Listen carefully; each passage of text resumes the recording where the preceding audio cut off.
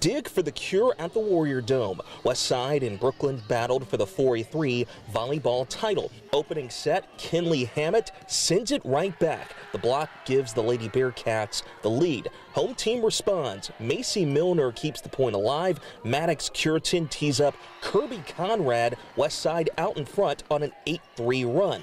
Brooklyn bouncing back. Leah Sneerly diving dig. Kinley Crafton to Carly Fleming for the kill.